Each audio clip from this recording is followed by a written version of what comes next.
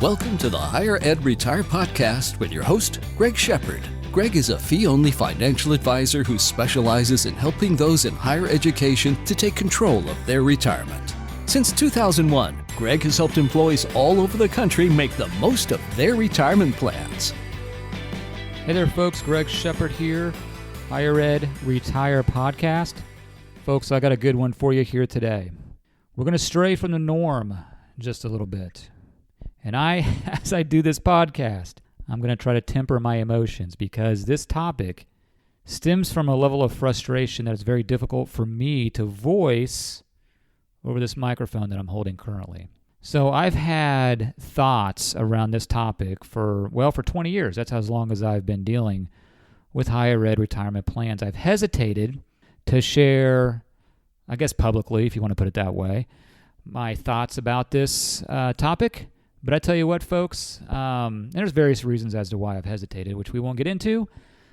But right now, I'm dealing with a client that is going through the complexities of this topic, okay? And I'm holding his hand while we're going through it, and it is not fun.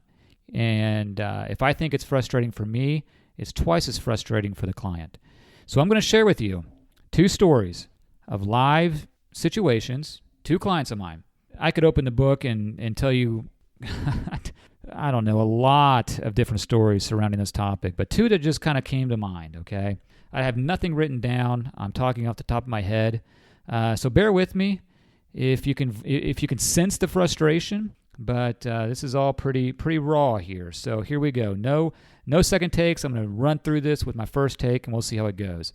So we're talking about TIAA Traditional, TIAA Traditional. So they're not called TIAA anymore. They're called TIAA. And the frustration is around that account of TIAA Traditional. Folks, if you're with TIAA, especially if you've been with them for a long time, odds are you probably have a sliver, if not more than a sliver, of your account in this investment. It's been a good investment. It can serve a purpose for those that understand it.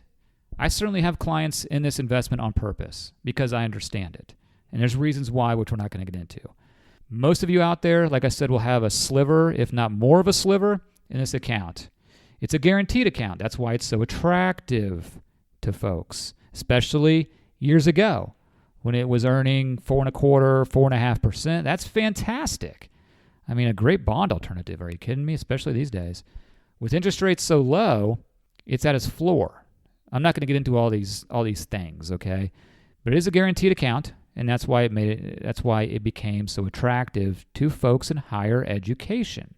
Again, I've been dealing with folks in higher education for 20 years. I've been seeing this problem for 20 years, so you can only imagine how many times I've run across this. So I'm going to jump into this. I'm going to share with you one story of a client about a year and a half ago, maybe longer than that, 2019, late 2018. Again, bear with me as I kind of fumble through this, but this was a lady. She was single. She'd been single for a long time. Her husband passed away, unfortunately. Never remarried or never had anybody else to bounce ideas off or help her with this stuff, okay?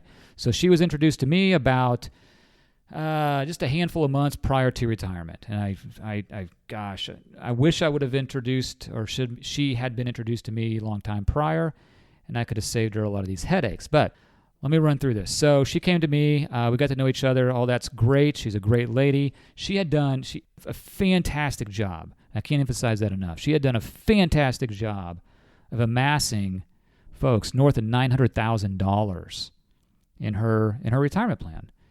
And she was a professor. She was tenured. Not a high-paying job, okay? But she had just done a great job of accumulating this wealth. And prior to us looking at her account, she didn't know what she had, okay, which is pretty typical. Actually, let me back up. She did know what she had. She told me she had the fixed account, and she wasn't sure if she had other investments in the TIAA account. So I knew prior to us looking at her account we're going to have some sort of issue, which I kind of held back on that at that moment. We talked about a game plan. So her idea was to take the pension. Her university provided a pension. Okay, fantastic. Obviously, she would have Social Security. She was going to take this money, roll it over to an IRA, take some of it to pay off her house, okay? Maybe I think there was a car involved, a small balance on her car, no debt other than that. And she was going to be in hog heaven, so to speak, in terms of money coming in and money going out. She was in a fantastic spot, right? So time came for us to pull her account online, which we did. She did not have any other investments. She had 100% of her account, 900 some odd thousand, in TIAA Traditional. I knew how this conversation was I knew what was about to unfold, and I knew it wasn't going to be pleasant for her to hear. So I went ahead and told her, with as much grace as I could, that $900,000 plus that you have right there in front of us, we cannot do what you want to do. Reason being is that money's locked up. You can only get that money out over 9 years. Now, it's actually called a 10-year transfer payout annuity, but they transfer it out over 9 years. Folks, again, this frustration is around TIAA Traditional. This lady had been at this university for 25 years. She'd done a fantastic job of amassing $900,000+. She had sat at a table across the table from a TIAA rep many times. She had never been told what took me 3 seconds to tell her. 25 years. Not once did anybody over there tell her, hey, ma'am, they probably wouldn't use the word hey, but ma'am, there is a restriction on this account when you separate service, retire, terminate, whatever you want to use, on getting this money out. Maybe we should think about diversifying it a little bit so you don't have 100% of your account locked up in something you can't get access to when you want to at retirement. And maybe you can sense the level of frustration I have just thinking of this. So you can only imagine the level of frustration, anger this lady had when I told her this. To the point where she didn't break down, but there were definitely tears shed. And let me go off on a tangent here a bit. I do have another podcast that I implore you to listen to. Don't be fooled. The people over at TIAA and Fidelity, they're great people. They are the big players in the sandbox. They're the big boys when it comes to higher ed retirement plans. They are not your fiduciary investment advisor. If they were, this lady would have 100% of her account tied up in TIAA Traditional where she can't get access to it. So we did what we could do. We enacted that 10-year TPA, paid out over 9 years at her retirement, which was basically at that point. And she'll be fine. She's in great shape, but she felt, not, I don't know what the word is, misled. Information wasn't given to her, okay? You don't know what you don't know. She didn't know these restrictions. And, of course, they'd probably tell her, well, it's written there on your statement or yada, yada, yada. You know where you can stick that information. It just really upsets me that nobody verbalizes this stuff. So let's move on. Next case here, one I'm working on currently. Probably not as emotional, but frustrating nonetheless. Folks, this is the one I just spoke about was simple in the sense that it was one account, okay? This one that I'm getting ready to talk about, is a logistical nightmare. And this client was at a university. He's been a client for a couple of years, and I told him we're going to run into these obstacles, and there wasn't much we could do until he separated service. He retired. And so here I'm staring at a sheet that I created. It's a game plan that I created only for his TIAA Traditional money. Again, we're only talking about TIAA Traditional.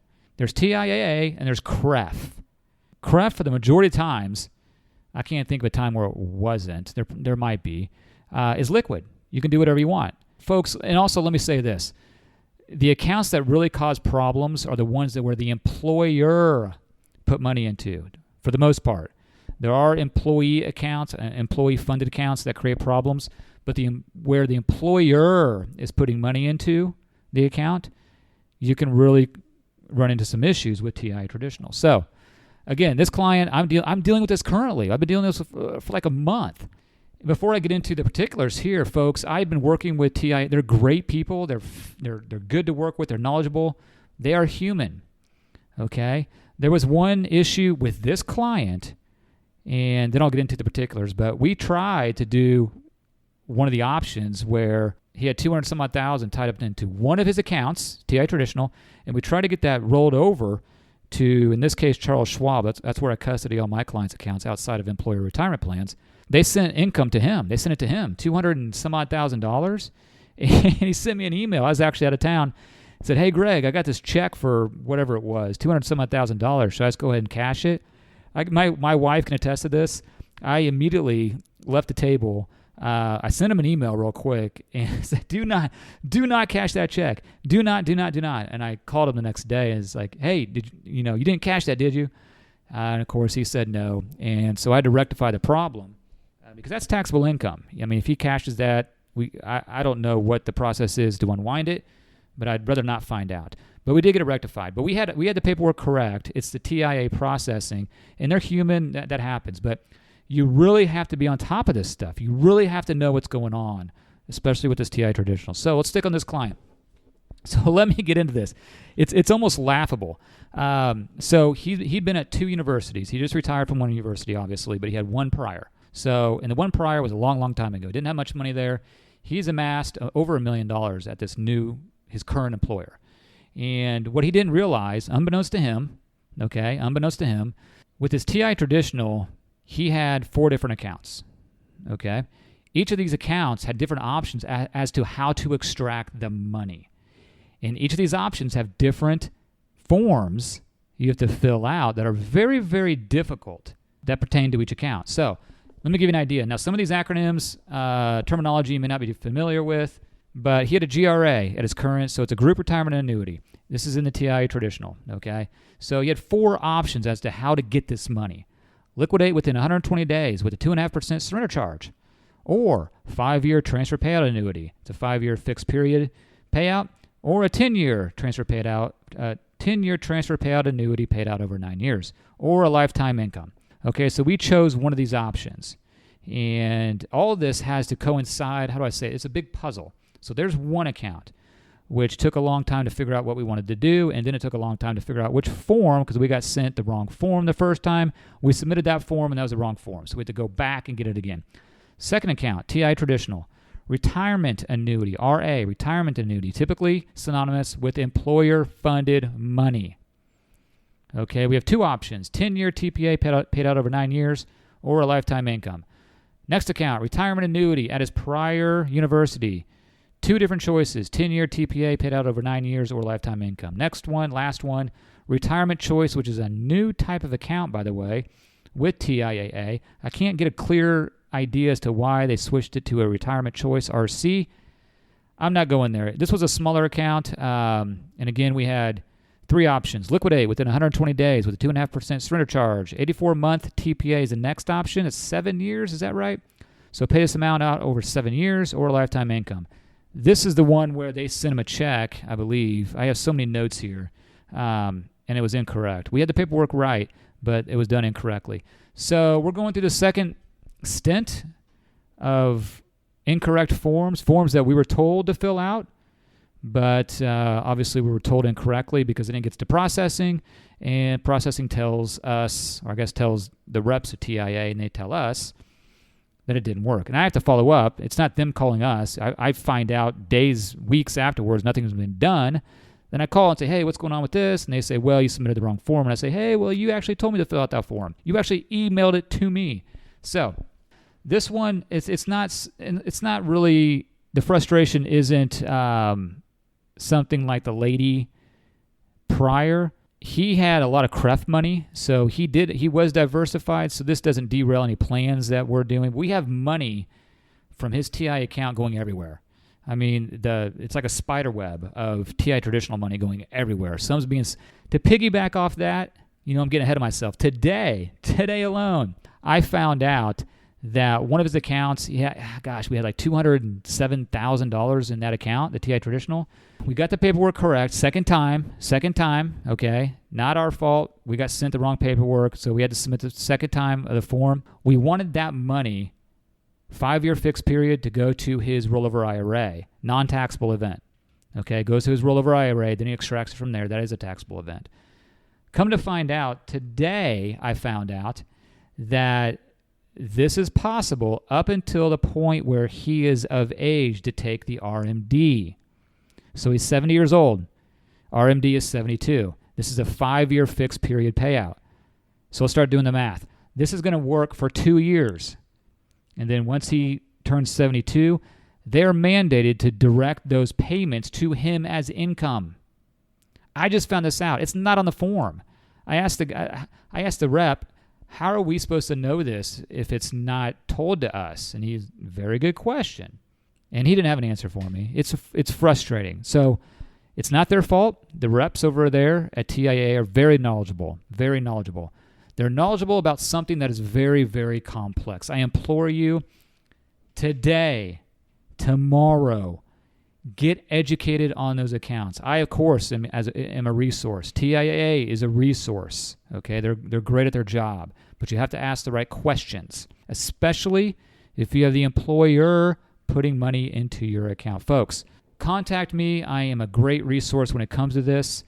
My phone number, Kansas City office. I deal with institutions all over the country, especially if you have TIAA. Call me, 913-521-2381. My email, even if you're not a client, I will guide you. I will help you out. Email greg@shepardfinancial.com. That's GREG at SHEPARD financial.com. Website where I have these other podcasts that you can benefit from, www.safinancialservices.com. Folks, I hope you take something away from this podcast. If nothing else, it can get a little in the weeds. Find out the restrictions on your TIAA Traditional account. All right, folks, that's it for today. Greg Shepard here, S&A Financial Services. You all take care. And folks, remember, take control of your retirement today. Thanks for listening to the Higher Ed Retire Podcast. Just because this episode is over doesn't mean you can't continue your retirement journey. Please visit www.higheredretire.com to see how you can work with Greg or to simply ask him a question. Thanks again. S&A Financial Services is a registered investment advisor. Information presented is for educational purposes only and does not intend to make an offer or solicitation for the sale or purchase of any specific securities, investments, or investment strategies. Investments involve risk and, unless otherwise stated, are not guaranteed. Be sure to first consult with a qualified financial advisor and/or tax professional before implementing any strategy discussed herein. Past performance is not indicative of future performance.